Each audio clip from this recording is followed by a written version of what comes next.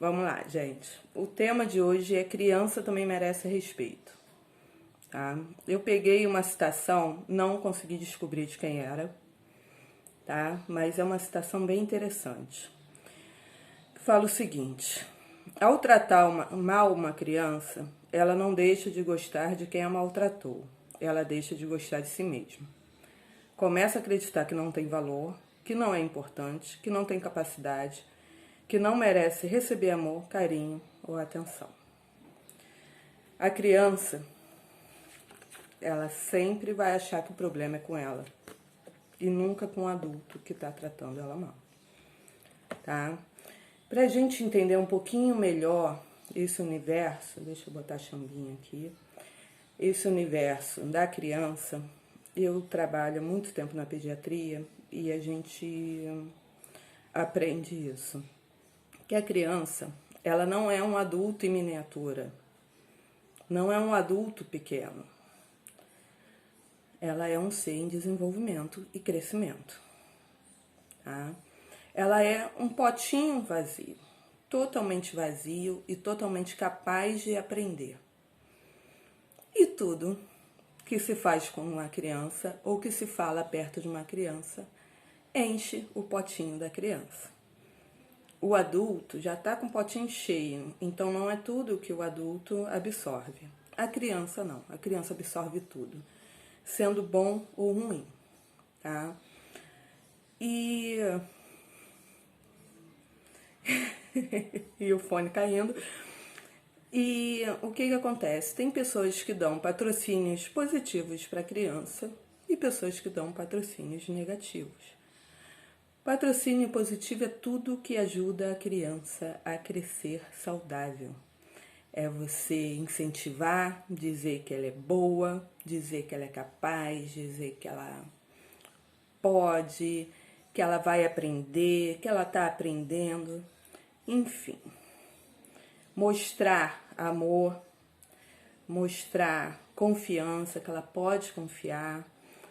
Isso tudo faz parte do patrocínio positivo. E, logicamente, o patrocínio negativo é o contrário disso. É dizer que a criança é incapaz, que ela não pode, que ela é ruim, que ela é bagunceira, que ela é feia, que ela é xixelenta, que ela é... Enfim, muita coisa o adulto faz e não percebe que está fazendo, né? Principalmente os mais antigos. Quem é mais antigo aqui sabe que os mais antigos nem olhavam a criança como um ser, né? Criança ficava separada e ponto. Se criança fizesse alguma coisa, era esculhambada de tudo quanto é forma. Sobrevivemos, né? Mas era assim que funcionava, tá? Então, respeitar esse processo de crescimento e desenvolvimento é urgente e necessário. Tem que se prestar atenção no que se faz com uma criança, de como se lida com uma criança. Ah, então vou deixar a criança fazer tudo? Não, criança tem que ser educada. Porque isso faz parte do amor também. Falar não para uma criança faz parte do amor também. Então, não é uma questão de deixar a criança, porque isso também é um abuso contra a criança, uma violência contra a criança. Deixar ela fazer tudo, porque ela cresce sem limites e depois ela vai para um mundo sem limites e apanha da vida, apanha das outras pessoas. Então, não educar uma criança também é uma violência contra ela, tá? E a criança, ela espelha tudo que ela vê, tá? E ela vai escolher de alguma forma. Eu quero ser aquilo ou eu não quero aquilo para minha vida. Mas tudo que ela vê, ela vai espelhar. Eu costumo falar que meu filho veio a minha cópia evoluída. Mas, na verdade, ele aprendeu o que eu aprendi com 30 anos, ele aprendeu a vida toda, porque ele veio acompanhando a minha forma de agir a vida toda. Então, assim, é espelhamento, não adianta. Tem coisa até que eu não queria que ele espelhasse. Eu não posso nem xingar ele e falar que ele que veio do pai, é a cara do pai, isso puxou o pai na hora que eu tô com raiva, porque ele até para me perturbar é igualzinho a mim. Entendeu? Até a parte ruim ele aprendeu. Tá? E como eu falei, tudo nessa fase vai ser absorvido. Tudo, tudo. A criança não tem filtro do que é bom ou o que é ruim. Ela vai absorver tudo. Tá? E falando em consequências, não tem uma regra. Cada criança vai reagir de uma forma diferente ao mesmo acontecimento, tá? Freud explicava muito trauma a partir das fases, né? Mas, assim, nem por aí dá para identificar, porque cada indivíduo é diferente, então cada indivíduo vai responder de uma forma diferente, não tem regra, tá? E o que a gente discute muito é o que a gente atrai, o que a gente tem medo. Então, se a gente tem, por exemplo, uma consequência de não confiar em ninguém, porque não pode confiar nos pais, a gente vai atrair pessoas que a gente não pode confiar para perto da gente. Porque a gente tem medo de pessoas traírem a gente e a gente vai atrair esse tipo de pessoa para nossa vida. Tá? A gente até entrou em discussão, né? Eu e minha amiga entramos em discussão em relação ao abuso para tentar entender o porquê que uma criança abusada repete esse ciclo durante a vida. E a gente chegou a essa conclusão, que o que a gente mais teme é o que a gente mais atrai. Tá? Peguei alguns exemplos de transtornos causados, né, assim, na criança, no desenvolvimento da criança, o que ela traz para a vida, tá? O primeiro exemplo que eu coloquei é a depressão e ou ansiedade. Esse é o mais forte, esse está presente na maioria dos casos de crianças que sofreram abuso, seja ele qual for, tá? O abuso sexual na criança é muito grave, mas o abuso psicológico também é, o abuso físico também é. Todos causam um estrago horroroso na vida da pessoa, tá? Então, como exemplos, né? Eu coloquei depressão, ansiedade, medo, insegurança, desconfiança, baixa autoestima, agressividade, irritabilidade, raiva. Geralmente a agressividade, a irritabilidade está associado a ver a agressão, né? Pode ser entre os pais, ou de sofrer agressão, ou de não ser educado. Tá? Compulsões do trato oral. Meu amigo Freud, ele é meu amigo. Tá? Muita coisa que Freud falou foi derrubada, então eu não quis citar Freud aqui o tempo todo. Só que ele continua sendo o pai da psicanálise. Tá? Mas a questão do trato oral, ele acreditava que quando a criança estava na fase oral, que seria a fase oral? É a fase que a criança sente prazer na boca, que é quando ela está mamando. É a parte da amamentação. Quando alguma coisa é interrompida ali naquela fase, a pessoa vem com compulsões. Fumar é uma compulsão de trato oral. Comer demais é uma compulsão de trato oral. Mastigar caneta, roer unha, é uma necessidade de botar alguma coisa na boca para compensar alguma coisa que aconteceu lá atrás. E a fase oral é a primeira fase da criança. Então sabe-se lá o que aconteceu lá para as coisas desandarem, né? Compulsões com limpeza e organização. Eu botei duas coisas de duas fases, tá? Que Freud falava, porque o restante eu achei que não cabia, tá?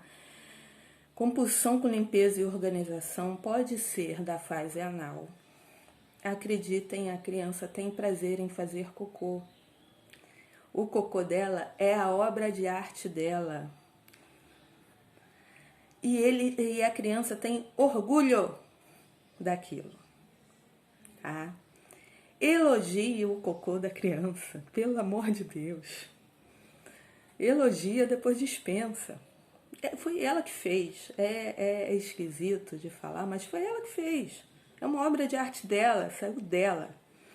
Entendeu? E quando criticam demais o cocôzinho da criança, tem até um vídeo muito lindo, tadinho, dá uma dó, que dão descarga no cocô da criança, que a criança chora horrores. O meu cocôzinho! Levaram o meu cocôzinho! Mas aquilo é real, porque foi ele que fez, cara. Claro que você não vai deixar de dar descarga, mas explica, entendeu? Em vez de botar vídeo, né? Gravar a criança se desesperando com o cocôzinho dela, explica o porquê que aquilo tem que ser feito. Então, a compulsão com limpeza está relacionada a essa fase, segundo meu amigo Freud, tá? E também a severas cobranças, né? Aí na fase um pouquinho maior, mas em severas cobranças. A criança faz bagunça, a criança se suja. Isso é o normal e o natural da criança. A criança joga Coca-Cola na cozinha inteira, né? Vai pegar o refrigerante, taca tudo, espalha tudo bem na hora errada. A criança faz essas coisas, né? Claro que muita coisa a gente tem que, né, chamar atenção e tal, mas não de uma forma traumática para a criança achar que ela é um criminoso por ter feito aquilo ali. Entendeu? Então, essas cobranças exageradas também são causadoras dessas compulsões, né? Que em sua maioria é TOC, que é transtorno obsessivo compulsivo, da pessoa querer tudo organizado. Alguma coisa aconteceu na infância dessa criança para isso acontecer, tá? Inibição e timidez, isolamento social, também, tá? Aprendi um dia desses que falar para um filho, né? Tava o professor, nosso professor querido, estava explicando como uma criança serve para uma infância e não serve para um adulto, né? E eu descobri que a gente tem que falar para as crianças que as crianças não podem falar com estranhos.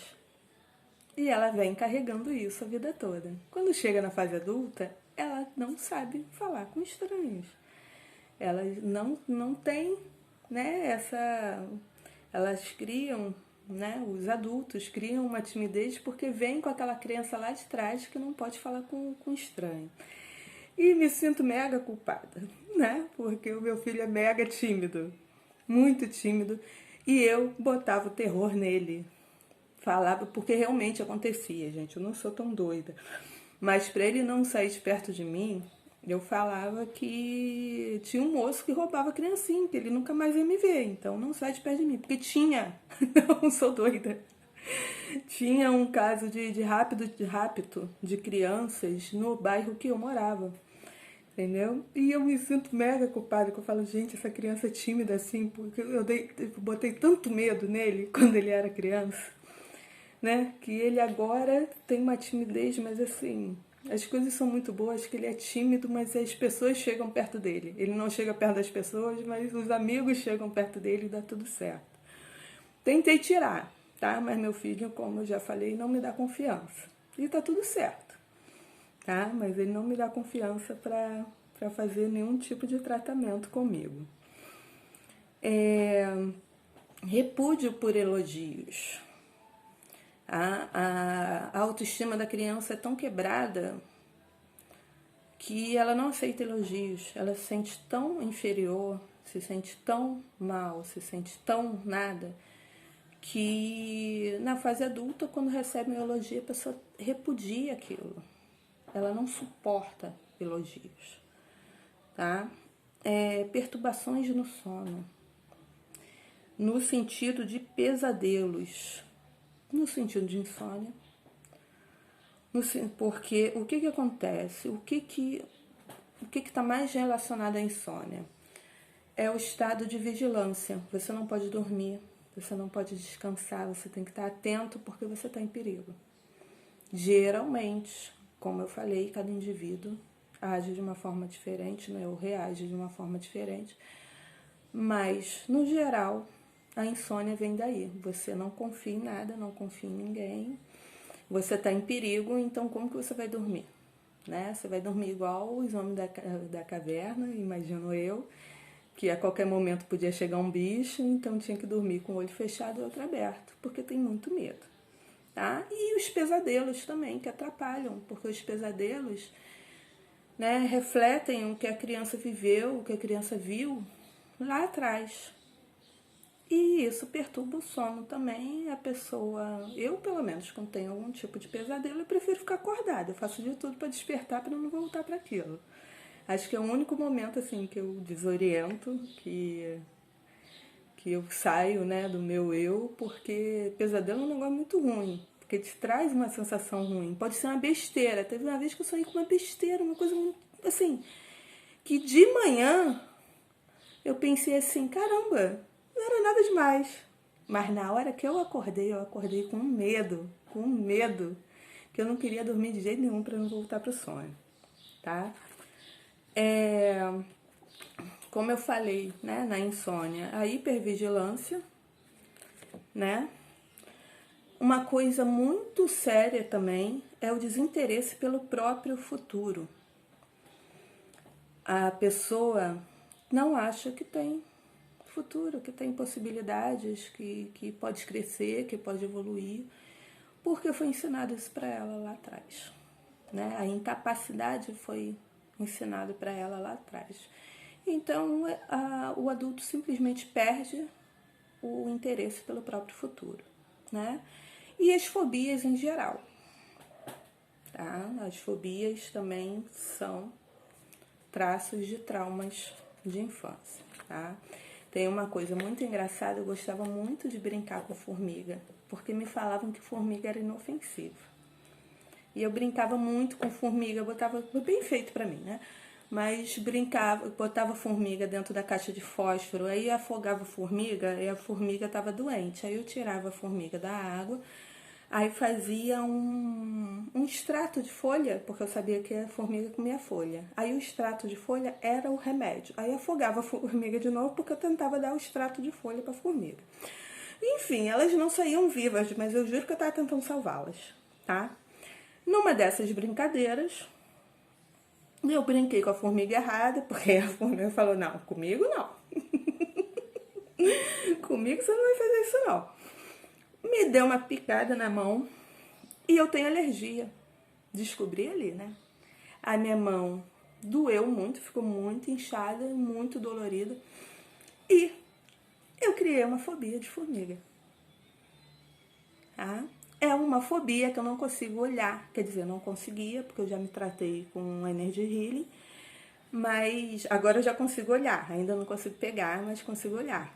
Né? Porque antes eu não conseguia nem olhar para formiga. Eu mato barata, eu mato lagartixa. Só mato lagartixa porque mamãe pede, tá? Porque eu não faria isso. Eu mato rato. Eu só nunca matei cobra porque eu nunca vi. Mas bota uma formiga na minha frente, eu entro em desespero. Entendeu? Agora menos, agora eu já consigo olhar, entendeu? Já consigo, assim, se estiver em cima de mim, eu não arranco a minha mão, né? Porque antes eu batia tanto que a ponto de arrancar a mão. Agora eu já consigo tirar a formiga com calma, entendeu? Porque eu fui tratando isso. Foi bem no comecinho que eu tratei, que eu peguei um monte de troço, comecei a tratar. Mas, enfim. Isso é um exemplo, só quero botar um exemplo que é um trauma. Vou segurar um pouquinho, tá? É um trauma. Que é um trauma, não foi causado por alguém, mas só quis colocar como exemplo como, né, eu criei uma fobia a partir de alguma coisa que fizeram comigo. Fizeram não, na verdade quem fez fui eu, né? Mas que a formiguinha fez comigo quando eu era criança. Tá? E tem várias fobias.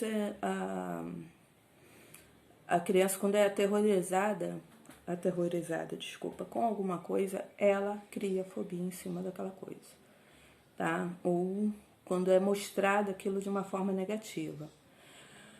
O meu filho, por exemplo, teve uma vez que eu cheguei na casa da minha ex-sogra para pegar ele, porque eu trabalhava fora.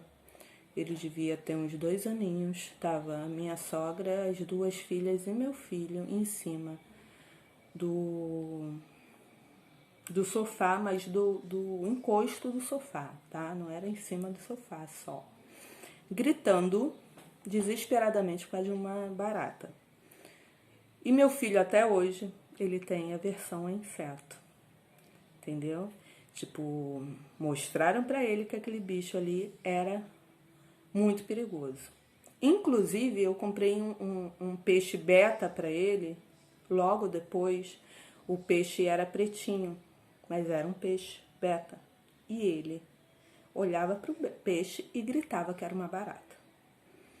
Pra você ver o ponto que às vezes, assim, a gente tem que ter controle até com os nossos medos pra gente não passar os medos pras crianças, tá? E eu tive que jogar o peixe fora. Infelizmente, o peixe não deu certo. Mas, enfim. Dentro disso tudo, nós viramos adultos. Nós somos adultos. Não tem como a gente voltar lá e ensinar os nossos pais ou os adultos que estavam em volta da gente a nos tratar de uma forma correta. Então, e agora? Né? Viramos adultos. Já temos toda a bagagem que a gente não deveria ter. Já temos todos os traumas, todas as fobias, todas as compulsões que a gente não deveria ter. Tá? Então, o que a gente deve fazer? A primeira coisa que eu quero falar é: saiba que você não está sozinho. Que muita gente carrega esse tipo de problema, esse tipo de trauma, tá? Então, você não foi o único que passou por isso, entendeu? E isso dá um conforto que a gente vê no outro, assim, uma companhia, né? Que a gente pode se ajudar, pode trocar ideia e se ajudar. Isso é muito importante, tá? Outra coisa, procurar ajuda profissional. É importante, tá? E quando eu falo ajuda profissional, eu não tô falando da minha ajuda. Da minha ajuda, eu tô aqui. É importante também. Mas eu tô falando de psicólogos e, se o psicólogo achar necessário, psiquiatra, tá? Para poder te ajudar nesse processo aí de trauma, de fobia, de compulsão, de baixa autoestima. A ajuda profissional é muito importante, sim. Eu falo que eu queria ter o luxo de ter uma psicóloga todo dia só para falar mal da vida, quando eu não tivesse nenhum problema, só para chegar lá e desabafar a semana inteira. Olha que delícia! Porque, assim, são poucos os amigos que escutam a gente até o fim, né? Agora o psicólogo tá lá, né? A minha amiga, que sabe disso, que às vezes tá lá só para escutar desabafo, entendeu? E tá lá. Então, assim, quisera eu ter o luxo de ir pra psicóloga toda semana só pra reclamar da vida. Aí encher o potinho da psicóloga e sair sorrindo, né? Outra coisa importante, entender que agora tá tudo bem. Aquilo já passou, tá? Aquela situação ruim já passou. Agora nós somos adultos. Então, a gente tem que se fortalecer e cuidar daquilo, entendeu? Nós agora somos o adulto das nossas crianças interiores. Nós somos os adultos daquelas crianças que sofreram, que somos nós mesmos, tá? Joga fora tudo que atrapalha. Não se apegue a nada ruim da sua vida, tá? E o mais fofo, acolha a criança que está dentro de você. É importante, é um processo importante, tá? E hoje a gente vai ter muita coisa legal em relação a isso. Muita coisa legal. Vou interromper o vídeo para a gente começar a conversar.